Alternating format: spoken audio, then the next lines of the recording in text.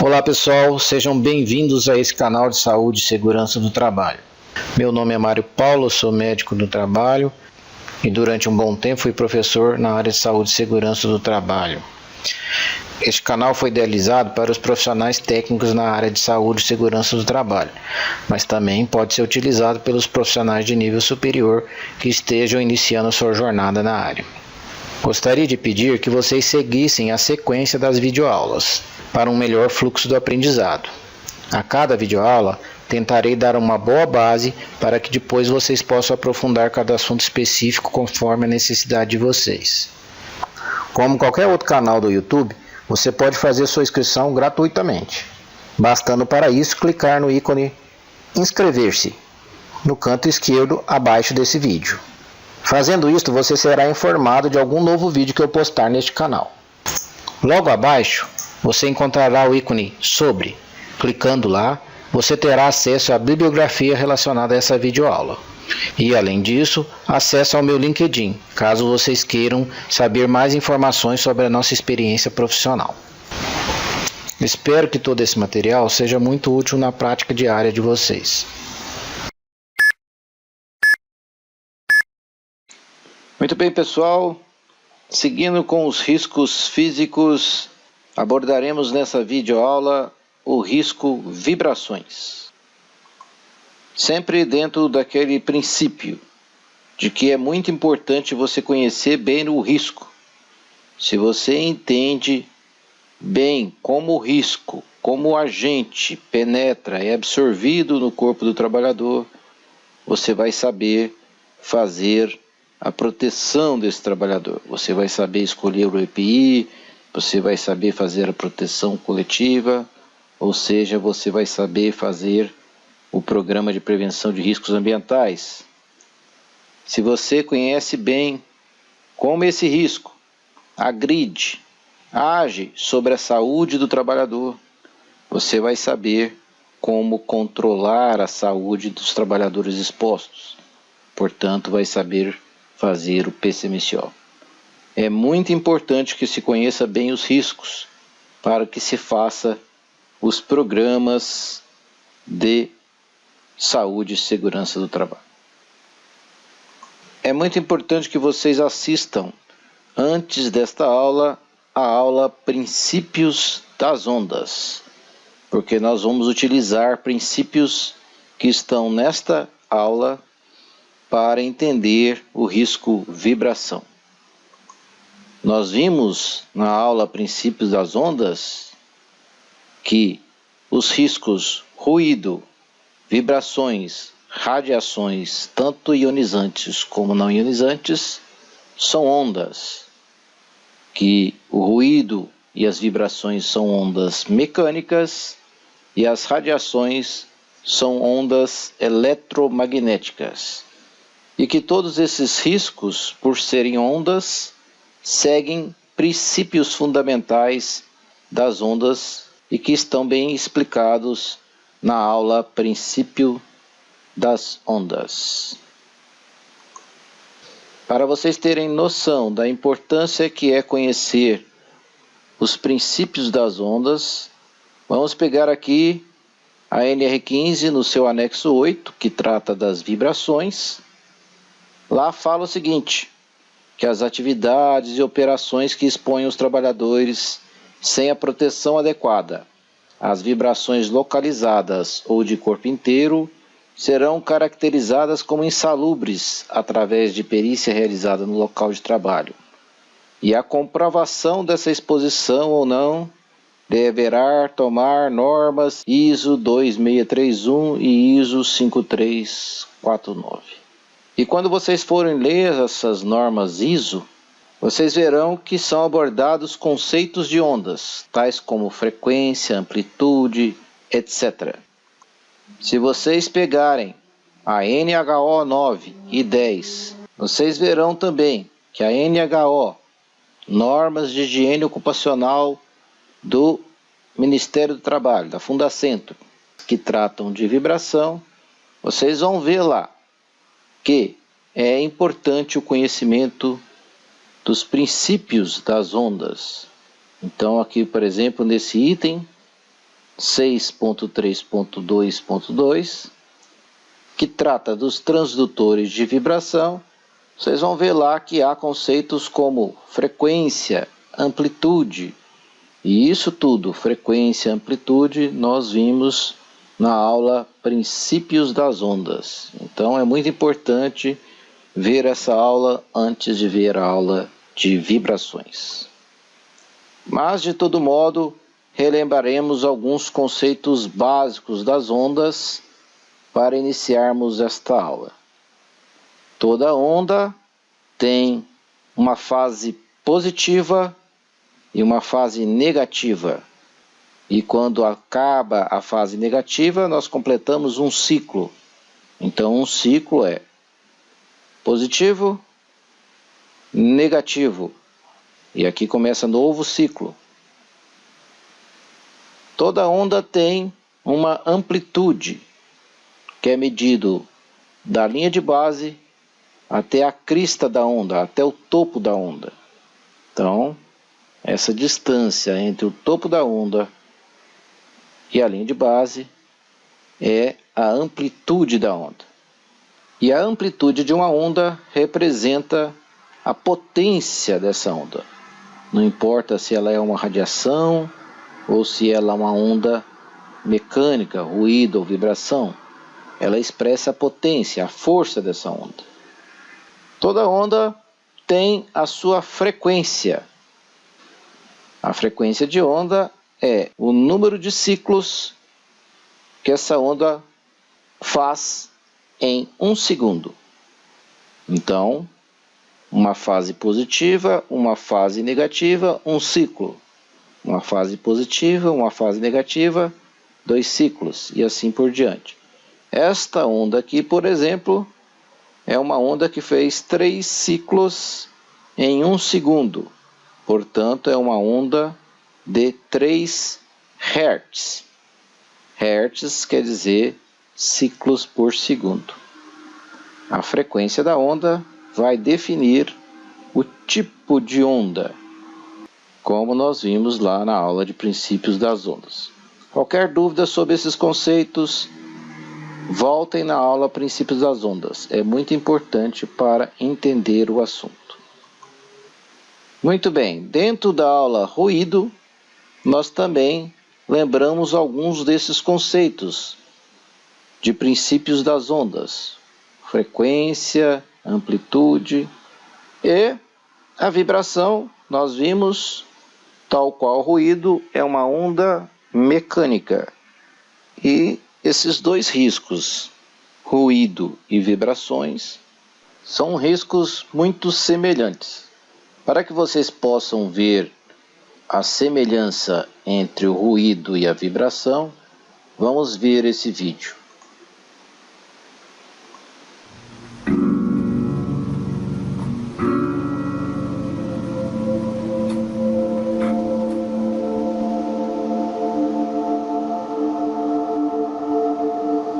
Vejam que o que faz as cordas do violão emitirem um som, emitirem um ruído, é a vibração dessas cordas.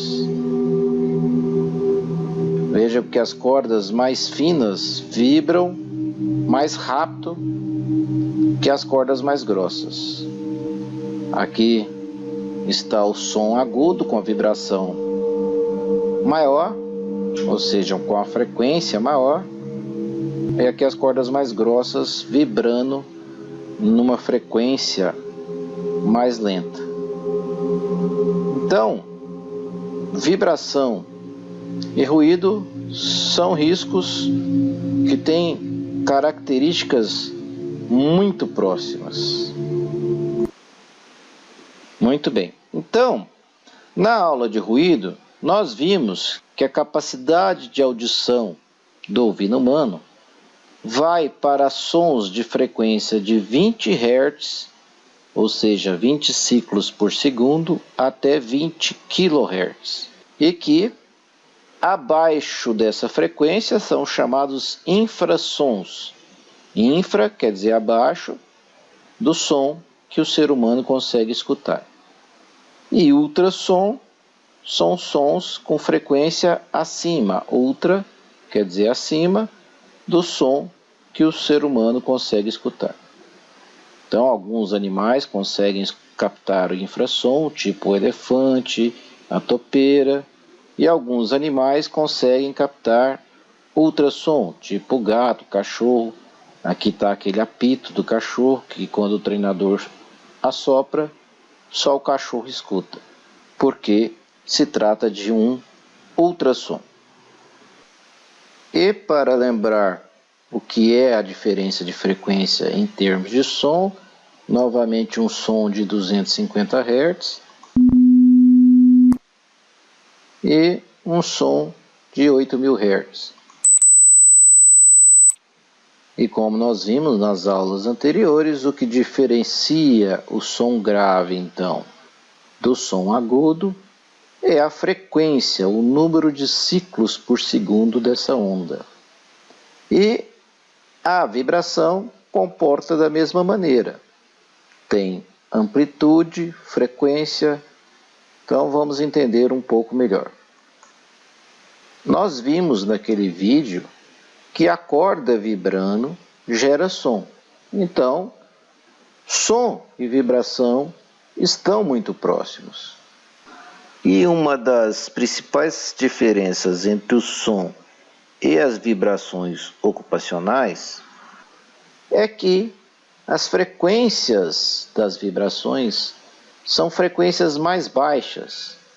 Elas vão desde o infrassom, 0,5 Hz, ou seja, meio Hz, até 1.250 Hz. São as frequências das vibrações. Enquanto o som que o ser humano escuta vai de 20 Hz até 20.000 Hz, as vibrações ocupacionais, nós veremos, elas estão na frequência de meio Hz até 1.250 Hz. Bom, tal qual as outras ondas, como dissemos, ela tem uma amplitude e tem uma frequência. No som, a amplitude representa o nível de ruído, o decibel. Nas vibrações, também, você pode medir a amplitude da vibração em decibel, porém não é utilizada. O que é utilizado é a unidade chamada aceleração. E essa aceleração, ponderada em frequência, é uma unidade que mistura a frequência da onda com a amplitude da onda, ou seja, o tipo de vibração com a força da vibração. E aí você detecta a aceleração ponderada em frequência. Então essa é a unidade que nós usamos para medir a vibração no ambiente de trabalho. E aí então, aqui a norma de higiene ocupacional do Ministério do Trabalho, da Fundacentro, a NHO 9, que trata do corpo inteiro, e a 10, que trata de vibração localizada. Vejam que lá no item 6.3.2, que trata de transdutores de vibração, ou seja, equipamentos que fazem parte do medidor de vibração, lá diz o seguinte: a seleção do transdutor de vibrações, ou seja, acelerômetro, deve ser feita considerando-se o tipo de montagem necessária para os devidos posicionamentos e fixação do transdutor, bem como as características do sinal a ser medido, tais como frequências, amplitudes, ocorrência de picos elevados, por exemplo, ferramentas de percussão. Então vejam que o princípio de frequência, o princípio de amplitude que nós aprendemos lá na aula de princípios das ondas, está aqui presente na vibração. E aqui então está o acelerômetro, que é um instrumento que faz aquela medição que leva em conta a amplitude e a frequência da vibração. Muito bem, como nós já vimos ali nas normas de higiene ocupacional do Ministério do Trabalho, da Fundacentro, as vibrações são divididas em vibração de corpo inteiro e vibração localizada, que atinge principalmente mãos e membros superiores, braços. Esse tipo de vibração de membros superiores é muito comum. Temos várias ferramentas manuais que apresentam o agente vibração, muitas vezes associado ao ruído também, ao barulho. E as vibrações de corpo inteiro são principalmente equipamentos para transporte. Então, empilhadeiras, tratores, caminhões, etc. A norma de higiene ocupacional, então, da Fundacentro, nós temos a 9, que trata da avaliação da exposição ocupacional a vibrações para vibrações de corpo inteiro, e a norma 10, que trata da avaliação para exposição dos membros superiores. Vamos dar uma olhada nesse vídeo para que a gente possa entender os efeitos da vibração no corpo do trabalhador.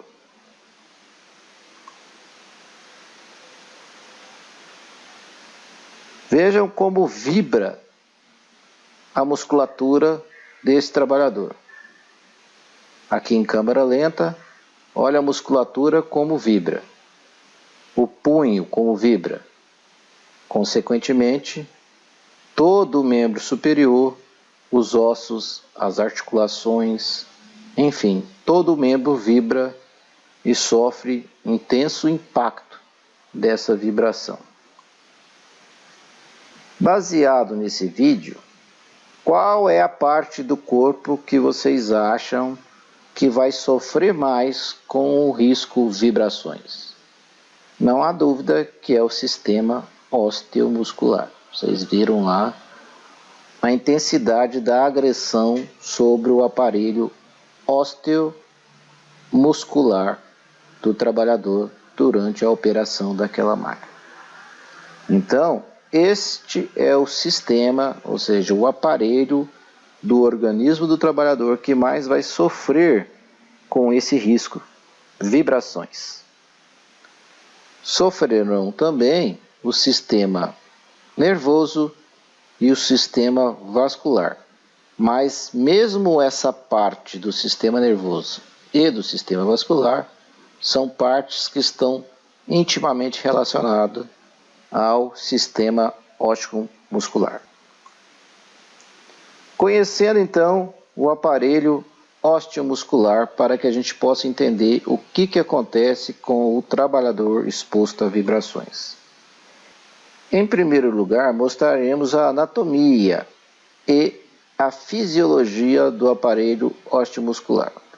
E aqui a gente vai tirar alguns conceitos errados. Entre eles, o mais comum é confundir tendão com nervo. Então tem muita gente que fala, cortou o nervo da mão, e muitas vezes cortou foi o tendão.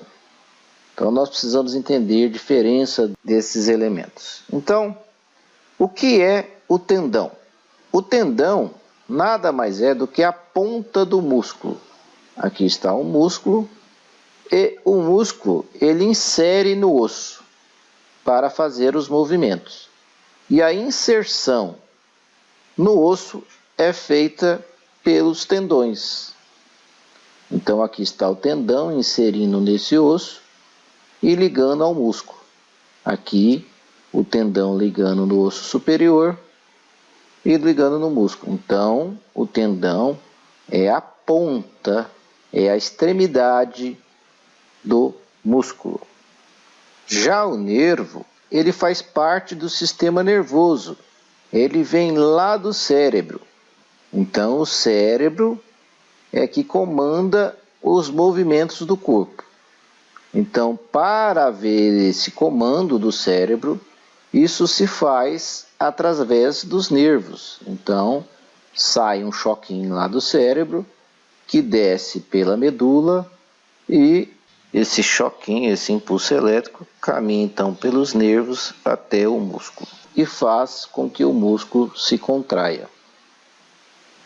E também aqui está a articulação, a junta, né? A articulação é onde ocorre o movimento entre os ossos.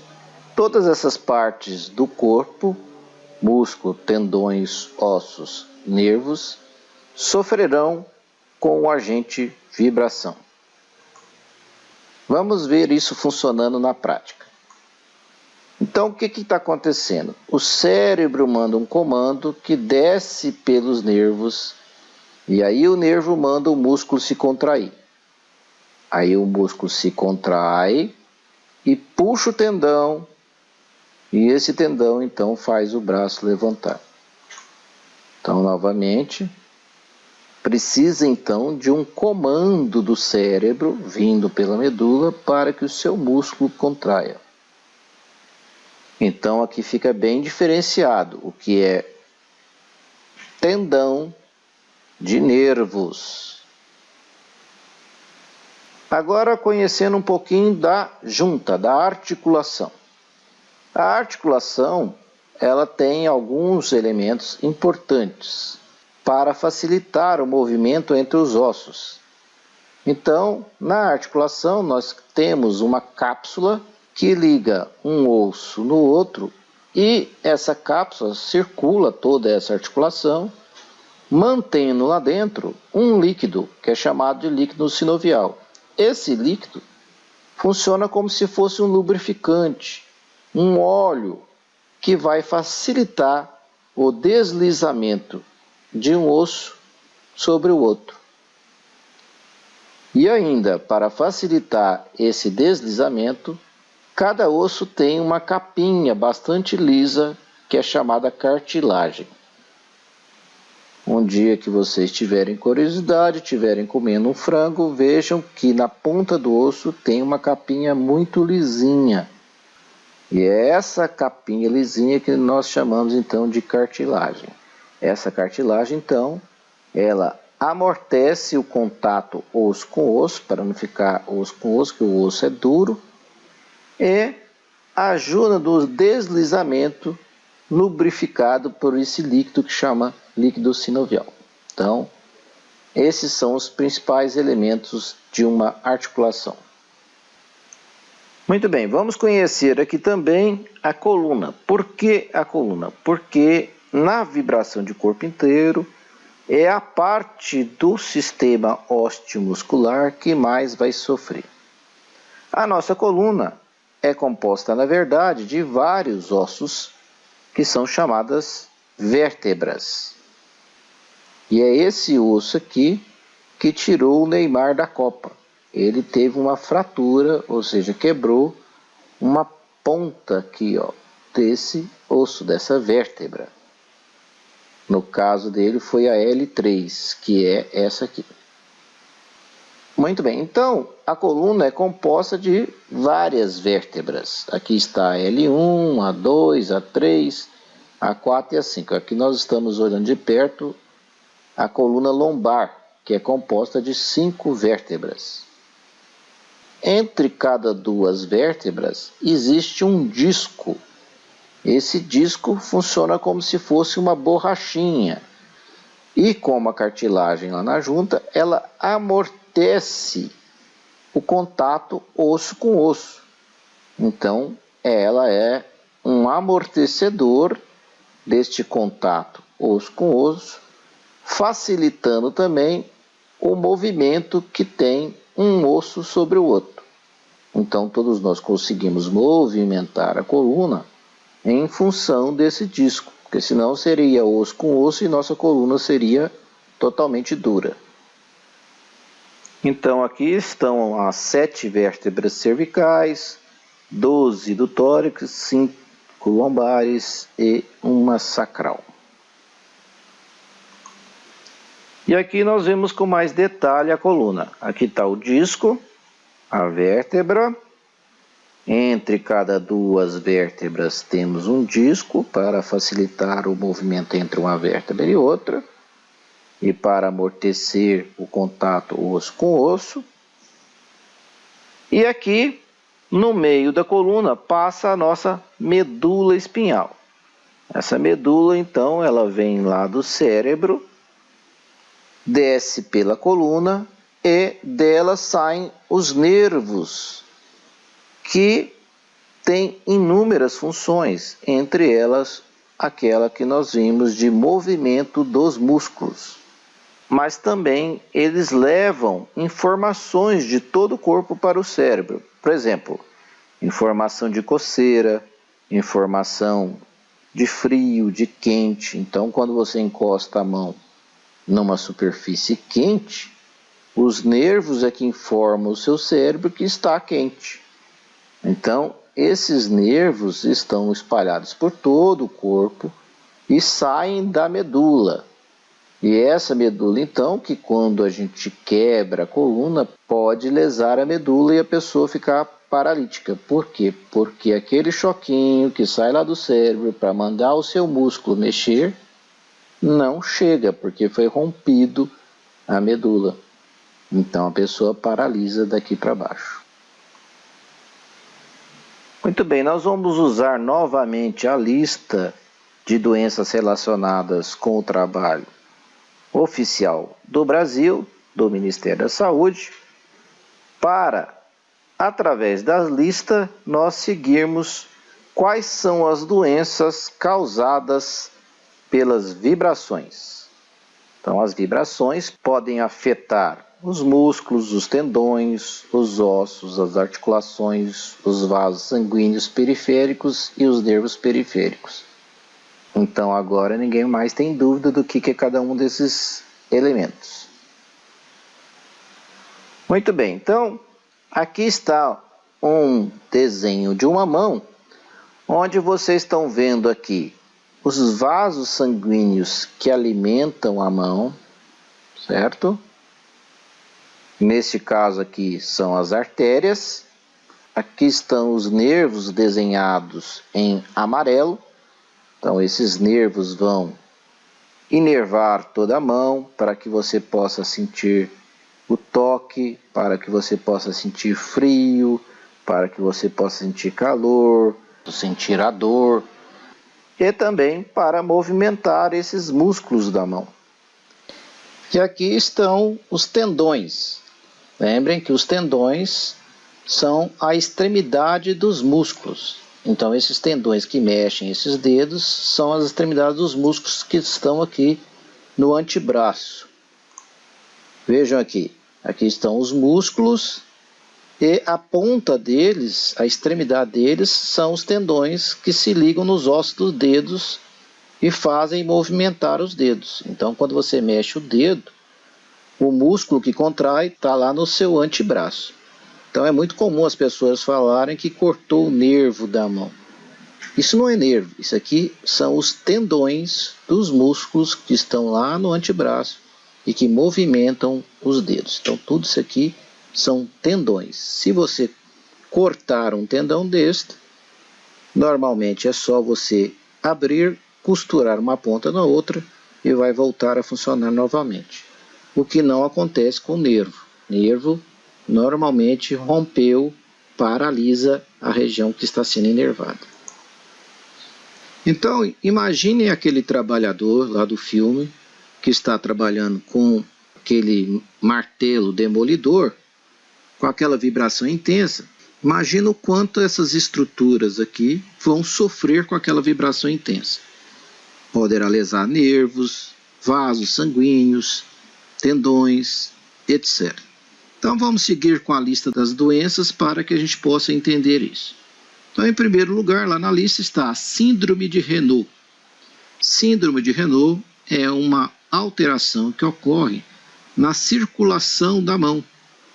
Essa circulação é afetada por essa vibração, lesa esses pequenos vasos sanguíneos e isso causa distúrbio de circulação na mão e nos dedos. E está associada à acrocianose. Acro quer dizer extremidade. Cianose quer dizer arroxeamento. Então, a acrocianose é arroxeamento dos dedos. Acro, mais uma vez extremidades, parestesia. Parestesia é formigamento, é adormecimento. Então, aquela sensação de adormecimento dos dedos. Então, essa doença ocorre por lesão dos vasos sanguíneos e dos nervos que inervam a mão e os dedos em função da exposição excessiva à vibração. Vamos ver. Muito bem, aqui a gente pode ver então a síndrome de Renault, ou síndrome do dedo branco. Ou melhor ainda, síndrome da vibração de mãos e braços. Essa síndrome de vibração de mãos e braços é uma síndrome que ocorre nos trabalhadores expostos à vibração, e uma das características é a síndrome de Renault, ou a síndrome do dedo branco, que é a dificuldade circulatória das extremidades. Então vejam como esses dedos aqui estão de coloração diferente desse e do resto da mão. Veja, esses dois dedos também estão brancos. Então, essa síndrome do dedo branco é causada pela agressão aos vasos sanguíneos e aos nervos da mão, em função da exposição excessiva à vibração. Então, acro, extremidade, cianose, arroxeamento. Vejam como esse dedo aqui está arroxeado. E acroparestesia é adormecimento da mão. Um dos sintomas associados a essa alteração é a sensação da mão estar dormente, da mão estar sem força. Todos esses sintomas estão associados à síndrome da vibração de mãos e braços. É comum também o surgimento de distúrbios da sudorese, ou seja, uma sudorese excessiva, um suor excessivo na mão, associado à síndrome do dedo branco, ao fenômeno de Renault, ou a síndrome de Renault. Então, há uma alteração da circulação dos vasos sanguíneos e da inervação da mão. Isso atrapalha o funcionamento das glândulas sudoríparas e ocorre uma sudorese excessiva, ou seja, um suor excessivo das mãos. Então aqui a gente pode ver um exame por infravermelho, onde a gente vê que essa mão tem uma circulação normal, todos os dedos estão vermelhos como a palma da mão. Já essa mão, a circulação na palma está adequada, mas os dedos estão brancos, a circulação não está aquecendo a ponta dos dedos, então o infravermelho dá essa coloração esverdeada, azulada. Então, é exatamente isso, falta de circulação na ponta dos dedos, que é típico da síndrome do dedo branco, síndrome de Renault. E a síndrome da vibração de mãos e braços, então, cursa com o fenômeno de Renault, que é o distúrbio circulatório, onde você tem cianose, ou seja, o dedo fica roxo, ou isquemia, que é a falta de circulação, onde o dedo fica branco. Além disso, a pessoa tem dor na mão, nos dedos, tem distúrbio de sensibilidade, ou seja, dormências, falta de tato, formigamento, etc. Tem também distúrbio motor, com sensação de falta de força ou dificuldade de fazer força. Também, como nós vimos, o excesso de suor, uma sudorese excessiva, e perda de habilidade com a mão, ou seja, a pessoa fica sem destreza com a mão para atividades mais finas. Seguindo com a lista, nós temos a síndrome cervicobraquial. Cérvico quer dizer pescoço, braquial, braço. Então, a síndrome cervicobraquial é uma síndrome que acomete desde o pescoço até todo o braço, todo o membro superior. Essa síndrome ocorre porque nós vimos que os nervos que vão para o braço saem lá do pescoço, da coluna do pescoço. Lembrem que na coluna do pescoço nós temos a medula, e da medula saem os nervos para comandar todo o braço.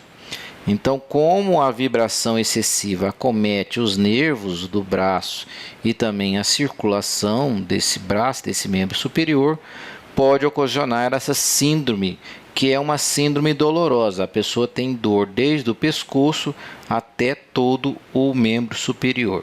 Então é a chamada síndrome cervicobraquial, pescoço e braço. Seguindo com a lista, nós temos a fibromatose da fáscia palmar, ou contratura ou moléstia de Dupuytren. Essa contratura ou moléstia de Dupuytren é uma doença caracterizada por um enrijecimento, por um endurecimento de uma fibra que a gente tem na palma da mão que se chama fáscia. Essa fibra da palma da mão vai endurecendo também os tendões e vai retraindo os tendões e essa fáscia, de modo que vai deformando a mão e a mão vai ficando dessa maneira que está esse desenho aqui. Então, é uma doença que ocorre em trabalhadores expostos à vibração, entre outras causas. A contratura de Dupuytren ela acontece por outros motivos, mas um dos motivos é a exposição à vibração excessiva. Seguindo com a lista, nós temos lesões do ombro. Antes de falar das lesões do ombro, gostaria de explicar um pouquinho sobre a anatomia do ombro. O ombro é composto principalmente por esses dois ossos aqui, a escápula, ou também conhecida aí como pá, né? E o osso do braço, esse osso comprido aqui do braço que se chama húmero. Então, esse osso do braço, ele desliza, se movimenta em cima da escápula. Então, aqui está a escápula e o osso do braço desliza para fazer os movimentos do ombro.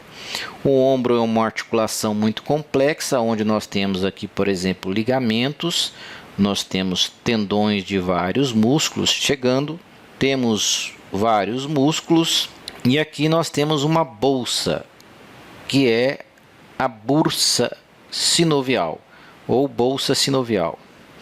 Essa bolsa ela contém um líquido chamado líquido sinovial e ela amortece o movimento desse osso sobre o outro osso para que não haja impacto osso com osso.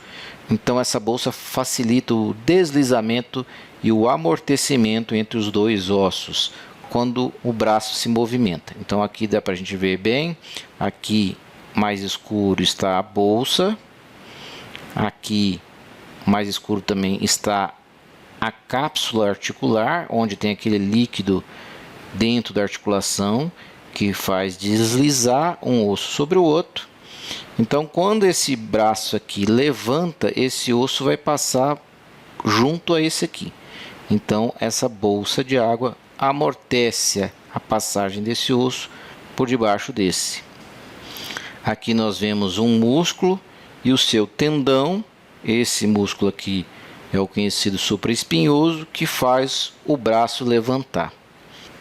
Muito bem, então agora dá para a gente falar um pouquinho das doenças. Capsulite adesiva do ombro ou ombro congelado. Essa capsulite adesiva é uma síndrome onde enrijece, endurece várias estruturas aqui do ombro, vários tendões, a bolsa, todas essas estruturas são acometidas, em especial da cápsula articular que está aqui localizada, né? E o ombro fica duro, a pessoa não consegue levantar e movimentar o braço. Então, por essa dificuldade de movimento do braço, é conhecida como ombro congelado. Isso ocorre então em trabalhadores expostos a excessiva vibração. Síndrome do manguito rotador ou síndrome do supraespinhoso. Nós vimos que o supraespinhoso é esse músculo aqui que faz o braço levantar, e esses músculos aqui também que fazem a rotação do braço fazem parte do manguito rotador. Então, qualquer inflamação que dê nesses tendões desses músculos que fazem a rotação ou a elevação do braço é considerado síndrome do manguito rotador, que caracteriza por uma dor ao movimento do ombro, ao movimento do braço. Seguindo aqui com a lista, tendinite bicipital. Nós vimos que it quer dizer inflamação, tendinite, inflamação do tendão. Então, bicipital é esse músculo aqui, o famoso músculo bíceps. Esse músculo bíceps é um músculo legalmente conhecido como músculo, né? É o músculo do Popeye. Então, esse músculo, a ponta dele, o tendão dele está aqui inserido e inflama às vezes com o excesso da vibração. Então, tendinite do tendão do bíceps. Tá aqui, tendinite bicipital. Tendinite calcificante do ombro pode ser qualquer tendão deste que durante a sua inflamação, durante a tendinite, calcifique, deposite cálcio então dá uma tendinite calcificante do ombro. Bursite, it mais uma vez inflamação, bursite é a inflamação desta bolsa. Então é muito comum associado à tendinite nós termos bursite também, inflamação dessa bolsa, gerando uma dor importante ao movimento do ombro. Outras lesões do ombro, enfim, são várias as lesões que podem ocorrer, mas essas são as mais comuns. Então, sem dúvida, a articulação do ombro, por sua complexidade, é uma das articulações mais afetadas pelo excesso de vibração. Seguindo com a lista, outras entesopatias. Entesopatia, gente, são doenças das inserções. Então vejam bem, aqui está o músculo, nós vimos que o músculo insere no osso através do seu tendão. Então as entesopatias são doenças dos tendões ou das fibras que ligam a musculatura ao osso. Então as mais conhecidas são as epicondilites, medial e lateral. Epicôndilo, essa ponta de osso aqui que nós temos no cotovelo, de um lado e do outro. É nessa ponta que muitos músculos do antebraço se inserem. Então, esses tendões que inserem nessa ponta de osso chamada epicôndilo pode inflamar. Então, epicondilite nada mais é do que uma tendinite destes músculos do antebraço e causa uma dor ao movimento do cotovelo e movimentos desses músculos do antebraço. Nós temos o epicôndilo lateral, da parte de fora do cotovelo, e a medial, do lado de dentro do cotovelo. A mais conhecida é a epicondilite lateral, também conhecida como cotovelo do tenista, porque dá muito em tenista. Mialgia. Mialgia significa dor muscular. Dor muscular, então muito claro que o trabalhador exposto à vibração pode ter dor muscular. Outros transtornos especificados dos tecidos moles, enfim, qualquer alteração dos tecidos moles, músculos, tendões, fáscias, etc. Seguindo com a lista, nós temos a osteonecrose. Necrose quer dizer morte, ósteo do osso. A osteonecrose, então, são doenças onde se cursa com a necrose ou a morte de um osso. A mais conhecida ligada à vibração é a doença de Kienbock. É uma doença que ocorre por outros motivos, mas a vibração é uma das causas. Na verdade, é a morte de um ossinho que tem aqui na mão chamado semilunar. Esse ossinho aqui, ó. Então, por a vibração agredir a circulação, os vasos sanguíneos, como nós vimos, essa circulação pode ficar deficitária para esse osso e esse osso morrer por falta de circulação. Então aqui a gente tem uma ressonância magnética, onde a gente observa que esse osso aqui é normal, está branquinho, esse outro está branquinho, esse osso aqui do braço também está branquinho, e vejam que esse osso aqui está enegrecido, cheio de manchas pretas. Então esse osso aqui está necrosado, ou seja, morreu por falta de circulação. Então essa é a conhecida doença de Kienbock, que está associada à exposição à vibração excessiva. Muito bem, mas a lista oficial brasileira das doenças relacionadas ao trabalho do Ministério da Saúde tem uma deficiência. Ela trata apenas das doenças ligadas a vibrações localizadas. Ela não trata das doenças ligadas à vibração de corpo inteiro. Será então que não existem doenças ligadas às vibrações de corpo inteiro? Bom, lá no início da aula a gente afirmou que a coluna vertebral sofria então com as vibrações de corpo inteiro.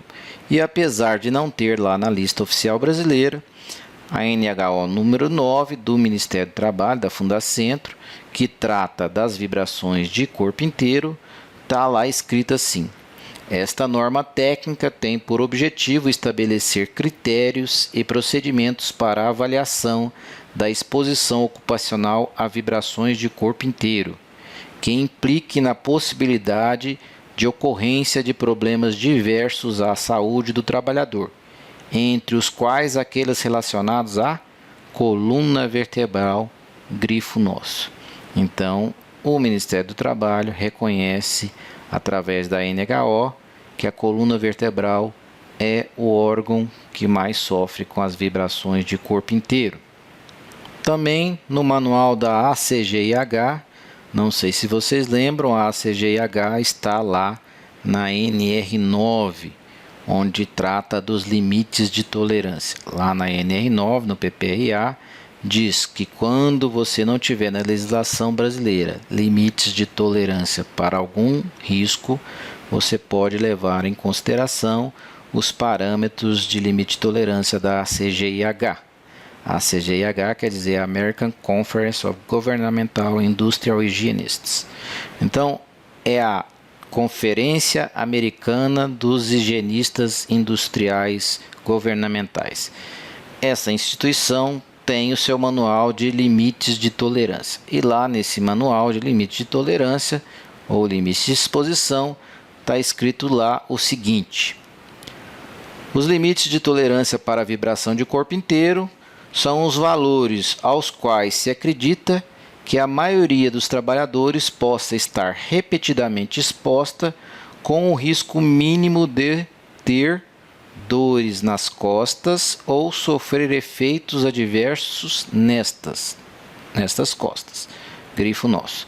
Então, também a ACGIH relaciona a exposição excessiva a vibrações de corpo inteiro ao surgimento de patologias da coluna vertebral. Além disso, a Agência Europeia de Segurança e Saúde do Trabalho, através do seu Guia de Boas Práticas em Vibrações de Corpo Inteiro, traz essa frase lá em inglês que diz o seguinte: uma maior prevalência de dor lombar, hérnia de disco e degeneração precoce da coluna. Então, a Agência Europeia também reconhece as doenças da coluna como associadas às vibrações de corpo inteiro, e principalmente essas doenças, dor lombar, hérnia de disco e degeneração precoce. Vamos entender primeiro o que é degeneração precoce. Degeneração quer dizer desgaste, envelhecimento. Todos nós envelhecemos a coluna, assim como envelhecemos a pele, assim como envelhecemos o cabelo. Então, há um desgaste, um envelhecimento da coluna. O que a vibração pode fazer é que isso venha precocemente, ou seja, mais cedo, ou seja, numa idade mais nova do que a esperada. Então, aqui mais uma vez vocês estão vendo uma coluna normal, aqui está a vértebra, os discos, né, como nós vimos lá no início da aula. Agora vejam bem essa coluna. Aqui o disco está normal, aqui o disco já diminuiu um pouquinho o volume dele. E olhem esse disco, o disco praticamente desapareceu e está quase que osso com osso. E esse disco, vejam como ele está bem reduzido. E isso então é a degeneração da coluna, é o desgaste da coluna.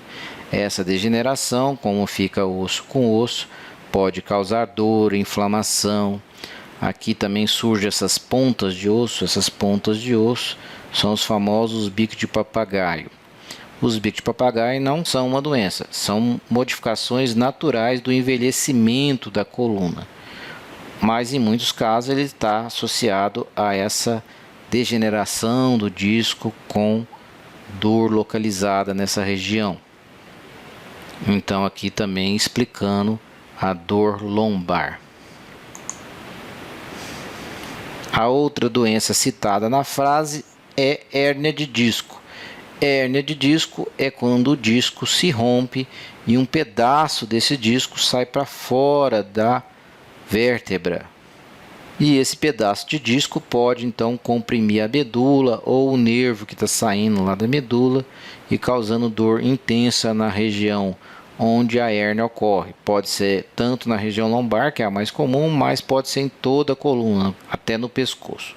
Se a hérnia de disco é no pescoço, a dor é indo para o braço, os nervos do braço saem no pescoço, lembrem disso. E se a hérnia de disco for lombar, a dor irradia para a perna, já que os nervos dessa região vão para a perna, vão para o membro inferior. Aqui vocês podem ver então a hérnia saindo um pedaço do disco para trás e comprimindo o nervo aqui. E aqui nós temos a fotografia de um cadáver, onde a gente vê aqui a coluna. Isso aqui é um osso, isso aqui é outro osso e aqui está o disco. E ele rompeu e está com esse pedaço para trás, uma hérnia. Esse branco aqui é a medula que está lá dentro da coluna, então vejam que a hérnia está comprimindo a medula e também o nervo que sai aqui da medula, então causando uma dor intensa nessa região. Essa então é a hérnia de disco e está relacionada às vibrações de corpo inteiro. Muito bem, semelhante ao ruído, as vibrações, nós vimos estar muito próximo do ruído, então ela causa outras alterações na saúde do trabalhador, entre elas perda auditiva. É muito comum a vibração estar associada então à presença do ruído e é comum então a perda auditiva, associada também a tontura, zumbido no ouvido, dor de cabeça, estresse, irritabilidade, insônia, tal qual esse sujeito aqui. Então, todos esses sintomas deixam o indivíduo estressado, irritado, e aí começa a ter sintomas gastrointestinais, sintomas urinários, pode levar à pressão, pode desenvolver impotência sexual, pode dar distúrbio de visão, como turvação da vista, e tudo isso levando então o indivíduo a ter dificuldades sociais, ou seja, distúrbios de relacionamento, problemas de convívio com a família, de convívio social. Então, a vibração está associada a sintomas muito semelhantes à exposição excessiva a ruído. Muito bem, agora que nós estamos conhecendo melhor o risco, fica mais fácil fazer o programa de prevenção de riscos ambientais e o programa de controle médico de saúde ocupacional, tal qual nós fizemos com os outros riscos. Em primeiro lugar, o PPRA, nós vimos que temos a vibração de corpo inteiro e a vibração localizada. E para fazer o PPRA, nós precisamos medir o nível de vibração para ver se ele está num nível que agrida a saúde do trabalhador, ou seja, num nível de risco. E a NHO 9 do Ministério do Trabalho, da Fundacentro, traz como avaliar essa vibração para o corpo inteiro na 9 e localizada de membros superiores na 10. Quanto à vibração de corpo inteiro, nós vimos que esse tipo de vibração está ligado principalmente às atividades de transporte, caminhões, tratores, empilhadeiras como esta. Vejam, o terreno está muito irregular aqui, então a empilhadeira vibra muito. E isso então vibra o corpo do trabalhador, onde a consequência maior é na coluna vertebral, como nós vimos. A característica desse tipo de vibração são vibrações de baixa frequência e alta amplitude. Lembrando que a amplitude tem a ver com a potência, então as oscilações da onda de corpo inteiro são oscilações maiores e as frequências dessas oscilações são menores, ficam na faixa de 1 Hz a 80 Hz. Se a gente lembrar daquele slide que nós mostramos em comparação com o ruído, nós havíamos falado que o som audível está entre 20 Hz e 20.000 Hz e que as vibrações estão na faixa de 0,5 Hz, ou seja, meio Hz, até 1250 Hz. E as frequências de corpo inteiro são frequências mais baixas, então estão aqui bem no começo das vibrações.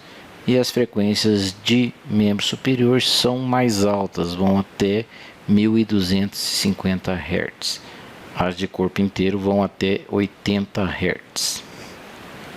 Então as frequências de corpo inteiro estão de 1 a 80 Hz e principalmente na frequência de 1 a 20 Hz. Como que a gente vai medir a vibração? É feito através do acelerômetro, né? Esse acelerômetro é colocado no assento do indivíduo e ele vai medir 3 eixos de vibração. Esse eixo lateral e esse eixo frente-trás. Então, para o lado, para cima e para frente. Então, são 3 eixos vibratórios e o acelerômetro vai dar esse valor total em valor de aceleração em metros por segundo ao quadrado, ponderado em frequência. Então, esta é a unidade de medida de vibração. E a NHO 9, então, traz os níveis para exposição à vibração de corpo inteiro. Então, aqui estão critérios de julgamento e tomada de decisão conforme uma exposição diária de 8 horas. Então, o trabalhador que trabalha 8 horas em uma máquina que gera vibração de corpo inteiro, tipo trator, caminhão, então é considerado aceitável uma vibração de até 0,5 metros por segundo ao quadrado. Então a NHO 9 diz que até 0,5 é aceitável e você não precisa tomar nenhuma recomendação, nenhuma atitude. De 0,5 a 0,9 metros por segundo ao quadrado é o chamado nível de ação lá do PPRA. Se tiverem alguma dúvida sobre nível de ação, vejam a aula de introdução aos riscos ambientais. Então, o nível de ação é quando você já começa a ter que tomar medidas preventivas para evitar que esse agente chegue ao nível de risco. E de 0,9 a 1,1 metros por segundo ao quadrado é a chamada região de incerteza. Incerteza aqui é incerteza quanto ao risco, ou seja, a capacidade de estar adoecendo os trabalhadores. Porém, já está recomendado a adoção de medidas preventivas e corretivas. Enquanto aqui nós trabalhamos em medidas preventivas, aqui nós já falamos em medidas corretivas. Temos que corrigir situações para reduzir a exposição do trabalhador à vibração. Já acima de 1,1 metros por segundo ao quadrado é o chamado limite de exposição. Então aqui o agente vibração passa a ser um risco. E como um risco pode afetar a saúde do trabalhador, então a adoção de medidas corretivas e preventivas são prementes, tem que fazer, para que não venha a adoecer esses trabalhadores. Aqui nós temos uma figura lá do Manual de Boas Práticas da União Europeia, onde a gente tem algumas máquinas com o seu nível de vibração, nível de aceleração. Então, por exemplo, essa retroescavadeira que está aqui entre 0,5 e 1,1 metros por segundo ao quadrado e assim por diante. Lá no manual que está à disposição de vocês para download junto a essa videoaula, vocês têm mais máquinas no desenho para vocês terem noção do nível de vibração dessas máquinas. É claro que é apenas uma noção para se ter uma ideia do nível de vibração. Quanto à vibração localizada ou de membros superiores, nós temos várias atividades com ferramentas manuais motorizadas que geram vibração, tipo marteletes, lixadeiras, furadeiras, motosserra, etc. Então, são muitas ferramentas que geram vibração no ambiente de trabalho. Como dissemos agora mesmo, a amplitude dessas frequências é mais baixa e a frequência é mais alta. Então gira em torno de 6 Hz a 1250 Hz. Portanto, são vibrações de menor potência, amplitude menor e uma frequência maior. Para aferir o nível de vibração, mais uma vez são feitas medições em 3 eixos vibratórios. Então um eixo para cima e para baixo, um eixo lateral, um eixo frontal traseiro. Então está aqui o acelerômetro com os seus 3 eixos, Y de lá para cá, Z para cá e X para cá. Então é um equipamento que mede o movimento oscilatório, ou seja, a vibração em 3 eixos. Então, o eixo Z, eixo X e o eixo Y seria de um lado para o outro da mão. Aqui está um acelerômetro posicionado numa lixadeira, onde vocês podem ver o eixo Z, o eixo Y e assim por diante. Então, também aqui a vibração é aferida em aceleração, em metros por segundo ao quadrado, ponderada em frequência. Então, esses equipamentos medem com essa unidade de vibração. A NHO número 10, então, traz os níveis de vibração e os critérios de julgamento e tomada de decisão para também uma exposição de 8 horas de trabalho. Então, se o trabalhador está operando uma máquina que tem até 2,5 metros por segundo ao quadrado, é aceitável para uma jornada de 8 horas. Entre 2,5 e 3,5 metros por segundo ao quadrado é o nível de ação lá do PPRA, então a adoção de medidas preventivas já deve ser pensada. Já de 3,5 a 5 metros por segundo ao quadrado, novamente a chamada região de incerteza. Então, região de incerteza é onde nós não temos certeza de que este nível seja capaz de adoecer os trabalhadores. Porém, já é recomendado a adoção de medidas tanto preventivas como corretivas para reduzir a exposição do trabalhador à vibração. Então, temos que corrigir situações onde os trabalhadores estejam expostos. E acima de 5 metros por segundo ao quadrado, aí você já tem o nível de risco, onde o trabalhador pode realmente adoecer. Então, esse limite de exposição, aí você já tem que tomar de imediato medidas corretivas e preventivas para que seu trabalhador não venha a adoecer daquelas doenças que nós vimos que podem ocorrer nos membros superiores desses trabalhadores. Mais uma vez, o Manual de Boas Práticas da União Europeia, onde também tem esse gráfico lá com o nível de vibração de várias ferramentas manuais. Então, para que a gente possa ter uma noção do nível de vibração de cada equipamento deste. Então, mais uma vez, friso que esse material está disponível para download junto a essa videoaula. Então, dentro do PPRA, fontes de uso, nós já vimos que o corpo inteiro está ligado a equipamentos de transporte. E localizado, nós vimos várias ferramentas que geram vibração para os membros superiores dos trabalhadores. Quanto à nocividade, ao mal que a vibração faz, nós já vimos as doenças que podem gerar esse tipo de risco. Quanto ao meio de propagação, é o contato direto.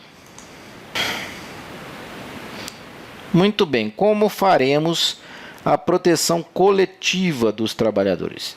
Na proteção coletiva, nós aprendemos que nós podemos atuar na fonte geradora. Então, por exemplo, escolhendo melhor o equipamento para evitar a vibração. É claro que um trator desse vai gerar muito mais vibração para o operador do que um trator desse onde tem amortecedores hidráulicos, amortecedor do banco do operador, etc. Então, uma das maneiras mais adequadas de evitar a vibração é a escolha de um equipamento adequado com baixo nível de vibração. Aqui, por exemplo, nós temos as ferramentas manuais e tivemos como exemplo essa motosserra que tem uma mola anti-vibração para diminuir a exposição desse trabalhador à vibração. Então, a escolha do equipamento, procurando ver o nível de vibração, é muito importante. Bom, e para ajudar na escolha de qual equipamento, nível de vibração, você deve entrar nos sites dos fabricantes e verificar nesses sites tabelas com informações dos níveis de vibração de cada equipamento, ou às vezes entrar no manual de cada equipamento. Então, cada fabricante tem lá seu site e cada um tem o seu jeito de expor o nível de vibração de seus equipamentos. É importante salientar que medir vibração não é uma medição muito simples, não são muitos profissionais que fazem, não são muitos profissionais que possuem o equipamento adequado com acelerômetro, e são medições caras. Então, sugere-se que você adquira o equipamento já com o nível de vibração estabelecido de fábrica, e para que se mantenha esse nível de vibração, você faça a manutenção preventiva com frequência do equipamento. Então você imagina essa lixadeira aqui, se tiver com o disco empenado, é claro que a vibração informada de fábrica não vai ser mantida, né? Esse equipamento tem que ser muito bem mantido para que o nível de vibração se mantenha o informado de fábrica. Então, o cronograma de manutenção preventiva desses equipamentos é importante, e também orientação aos trabalhadores que qualquer modificação no nível de vibração seja alertado para fazer nova manutenção na máquina. Nós pegamos, por exemplo, essa lixadeira aqui da Bosch, e lá no seu manual diz o seguinte, está em inglês, mas lixando essa máquina oferece um nível de vibração de 2 metros por segundo ao quadrado, com uma variação de até 1,5, então vai até 3,5 metros por segundo ao quadrado, enquanto você está trabalhando lixando. Se vocês lembrarem lá da tabela da NHO, número 10 de vibrações localizadas, aqui a gente então está vendo que até 2,5 metros por segundo ao quadrado é aceitável, e acima de 5 é o limite de exposição. Então, a partir de 5 começa a ser um risco à saúde do trabalhador. Então, essa máquina, enquanto está sendo usada para lixar, ela apresenta um nível de vibração abaixo do nível de risco, estando até aceitável quando está em 2, e em 3,5 já naquela zona de incerteza. Quando você está usando a lixadeira para desbastar, aí a vibração já passa para 5 metros por segundo, ou seja, então está no nível de risco com uma variação de 1,5. Então, vejam que a informação do fabricante é muito importante para que você já tenha noção do nível de exposição à vibração que o seu trabalhador vai ter. Muitos fabricantes têm em seus sites informações sobre as vibrações de cada equipamento. Alguns sites como este é um site sueco, de uma universidade sueca, e aqui você tem alguns fabricantes. Você escolhe o tipo de equipamento, quem é o fabricante, e assim por diante você vai preenchendo, e você vai ter o nível de vibração para aquele equipamento em específico. Então isso ajuda a identificar o nível de exposição que o nosso trabalhador está exposto operando o equipamento.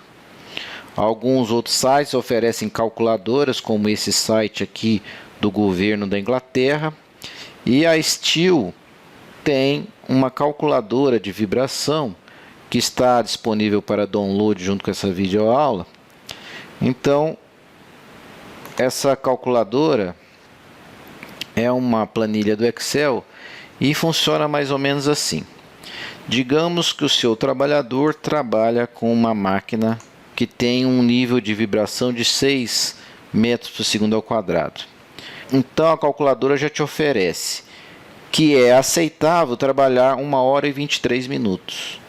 Que você tem um nível de alerta para 5 horas e 33 minutos.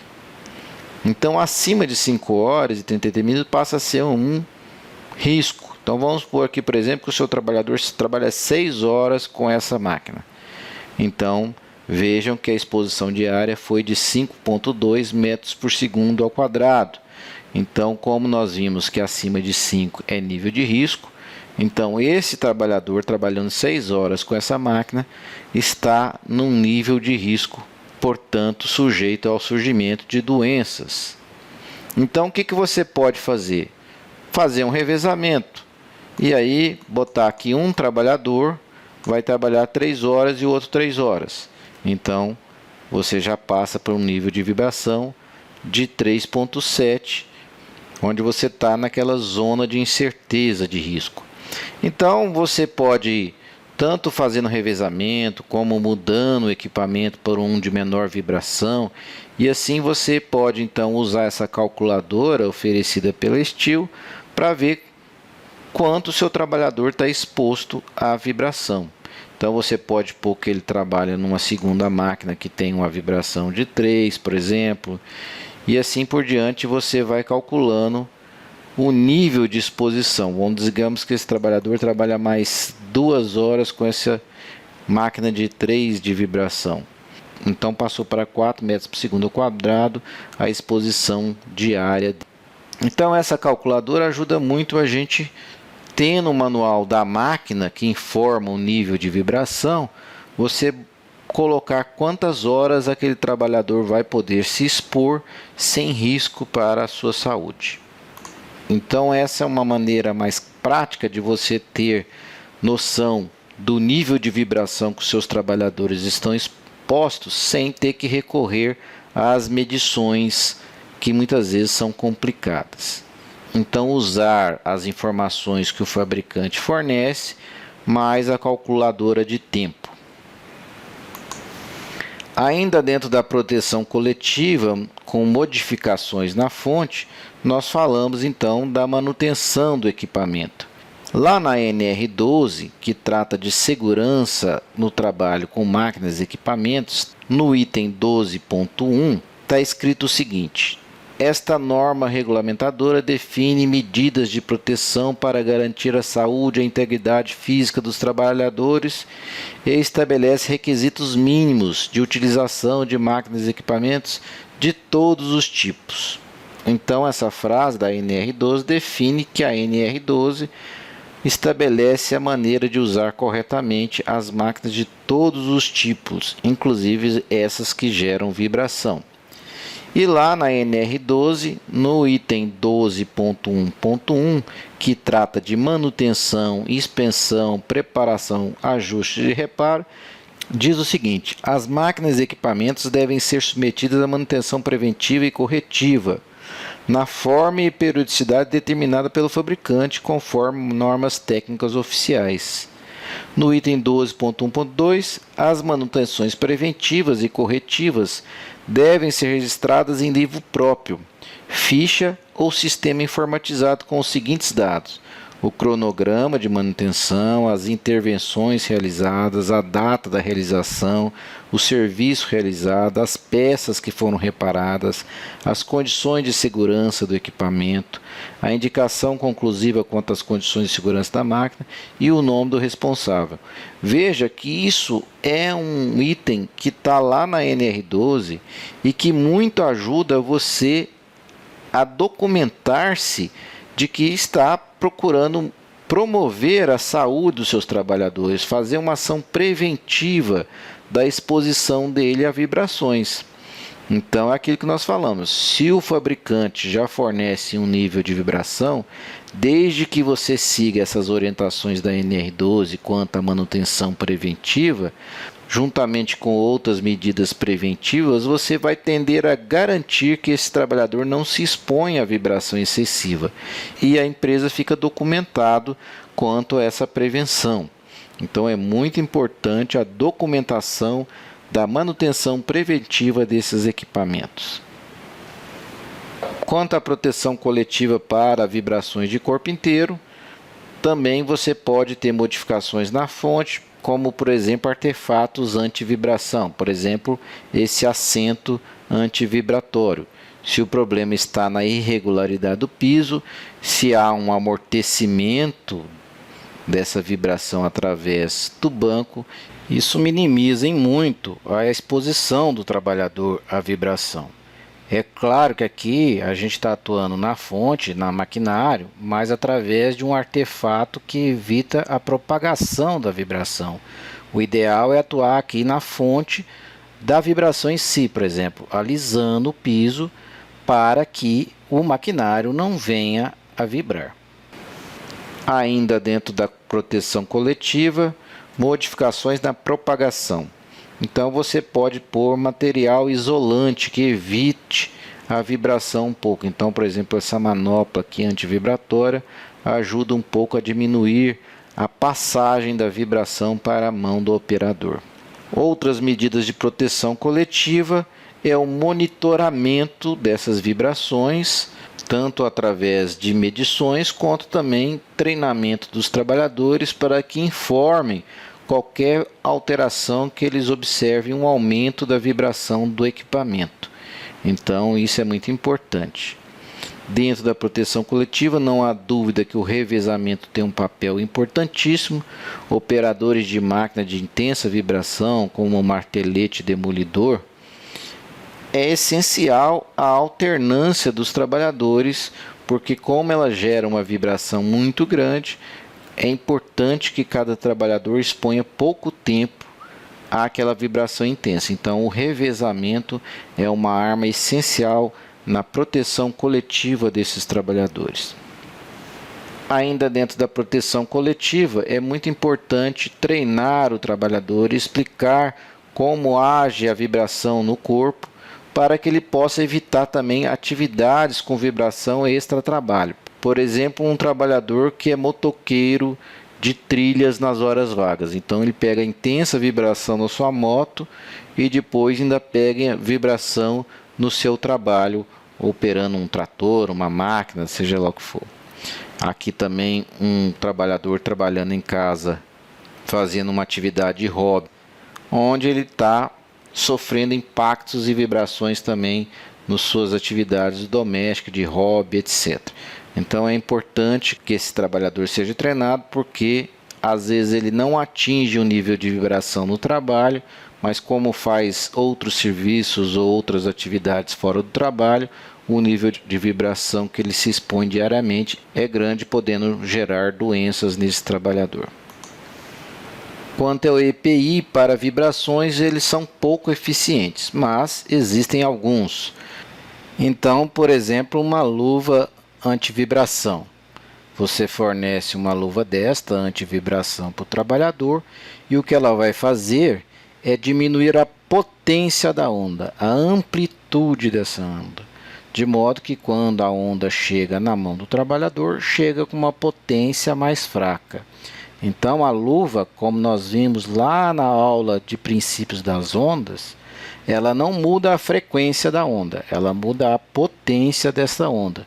Então chegando uma potência mais fraca à mão do trabalhador. Aqui é importante salientar que as luvas não reduzem significativamente o risco quando a frequência é abaixo de 150 Hz. Então aqui nós estamos dando dois exemplos de máquina. Para essa lixadeira, ela trabalha com 11.500 RPM e o martelete demolidor com 1.300 RPM. E as luvas não reduzem significativamente o risco quando a frequência é abaixo de 150 Hz ou 9.000 RPM. Então, para essa lixadeira que trabalha a uma rotação de 11.500 RPM, a luva funciona bem. Mas para esse equipamento que trabalha a 1.300 BPM, então abaixo de 150 Hz, a luva não é eficiente. Então, nesse caso, é essencial as medidas de proteção coletiva, ou seja, revezamento, manutenção do equipamento e tudo aquilo que nós falamos anteriormente.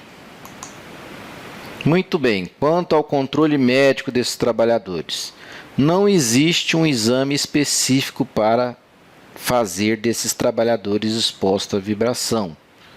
Geralmente, esses trabalhadores que estão expostos à vibração têm associado o ruído, então, portanto, o controle audiométrico é essencial para esses trabalhadores. Mas não existe um exame específico, ou seja, não existe um exame que você faça para detectar o surgimento das doenças ocasionadas pela vibração. Então é muito importante que o médico avalie sintomas relacionados à vibração.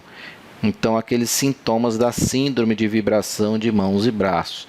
Então dedo dormente, dedo com distúrbio de circulação, sudorese na mão, dores nas mãos e nos braços, enfim, todos aqueles sintomas que nós vimos lá na parte de doenças relacionadas à vibração. Quanto às vibrações de corpo inteiro, é bom que o médico enfatize sintomas relacionados à coluna. Em alguns casos, o raio-x da coluna pode ajudar o acompanhamento dessas lesões. Então, sendo muito importante todas as queixas ortopédicas desse trabalhador. As queixas auditivas, as queixas do labirinto, que nós vimos está muito relacionado ao ouvido, queixas de estresse, insônia, distúrbio de concentração, distúrbio social, enfim. É muito importante que esse tipo de avaliação médica enfatize todos esses sintomas que esses trabalhadores podem ter. Muito bem, quanto à insalubridade, a NR15 então traz lá no seu anexo 8 as vibrações como um agente que, se estiver acima do nível de tolerância, faz jus ao adicional de insalubridade. Neste caso, um adicional de grau médio de 20% sobre o salário mínimo. É importante sempre lembrar que a eliminação ou neutralização do risco determinará a cessação do pagamento. Quanto à NR16, periculosidade, as vibrações não são consideradas atividades perigosas, portanto, não dá direito ao adicional de periculosidade. Quanto à aposentadoria especial, no preenchimento do PPP e do LTCAT, lá no decreto 3048/99, no seu anexo 4, que trata da aposentadoria precoce dos trabalhadores expostos a agentes nocivos, lá no item 2.0.2, está lá, vibrações, trabalhos com perfuratrizes e marteletes pneumáticos. Então, os trabalhadores que trabalham exclusivamente com esse tipo de equipamento têm direito a aposentar mais cedo com 25 anos de trabalho. É importante lembrar que a legislação prevê que a neutralização do agente por EPC ou EPI retira esse direito de aposentadoria mais cedo. Quanto ao menor de idade, lá no decreto 6.481 de 2008, que trata das atividades proibidas a menores de 18 anos, está escrito lá, proibido o trabalho de menor de 18 anos nas atividades descritas. Item 55, trabalhos com exposição a vibrações localizadas e de corpo inteiro. Então, atividades expostas à vibração são proibidas para menores de idade. Quanto ao I-Social, que deve entrar em vigor no próximo ano, lá na tabela 7 de riscos ocupacionais específicos, já prevê o preenchimento por todas as empresas do agente vibração. Então lá você vai colocar para cada trabalhador se está exposto à vibração de corpo inteiro ou localizada. Muito bem, uma aula extensa, mas espero ter transmitido a vocês um pouco de conhecimento sobre vibrações para que vocês possam colocar em prática na atividade diária de vocês. Na próxima aula continuaremos com os riscos físicos e trataremos do risco condições hiperbáricas, sempre com aquele espírito de conhecer bem o risco, saber como ele age na saúde do trabalhador, para sabermos fazer adequadamente os programas de saúde e segurança do trabalho. Muito obrigado, façam críticas, façam sugestões para que possamos melhorar esse canal. Compartilhem os vídeos para que cada vez mais pessoas possam ter acesso a essas informações.